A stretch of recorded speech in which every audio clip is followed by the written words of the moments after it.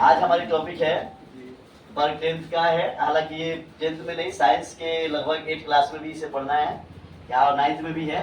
तो हमें जानना है कि सक्रियता श्रेणी जो है वो क्या है ना।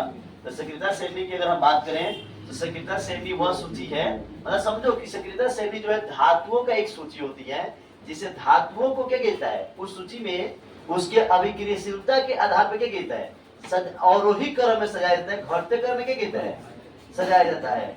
घटते क्रम में क्या कहता है, सजाया जाता है। किसको बाबू, धातु को।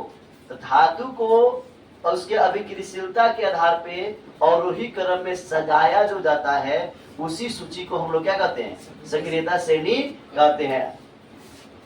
हालांकि मैंने परिभाषा में भी इसको मैंने बहुत अच्छा ढंग से लिख दिया है कि सक्रियता श्रेणी वह सूची है जिसमें धातुओं की क्रियाशीलता के आधार पे अवरोही क्रम मतलब घटते क्रम में सजाया जाता है, जिसे सक्रियता श्रेणी कहते हैं। आप सक्रियता श्रेणी जो है आप देख रहे हो, जैसे हमने सबसे अधिक अभिक्रियाशील धातु जो है वो कौन सा है, पोटेशियम है। कौन सा है, पोटेशियम। उसके बाद जितने नीचे आते जा रहे हैं उस तरह से क्या होते जा रहा है, घटते जा रहा है। जैसे सोडियम उससे कम अभिक्रियाशील धातु है, कैल्शियम सोडियम से भी क्या है, कम है, से मैग्नीशियम कैल्शियम से क्या है, कम है। इस प्रकार से अगर देखा जाए तो सबसे कम अभिक्रियाशील धातु कौन है, तो आपका गोल्ड है। ठीक है, तो आप याद रखिएगा, इससे प्रश्न पूछे भी जाएगा कि सबसे अधिक क्रियाशील धातु कौन सा है, तो क्या है, पोटेशियम है। और सबसे कम अभिक्रियाशील धातु है तो कौन है, गोल्ड अर्थात क्या है, सोना है। ठीक है, थैंक यू।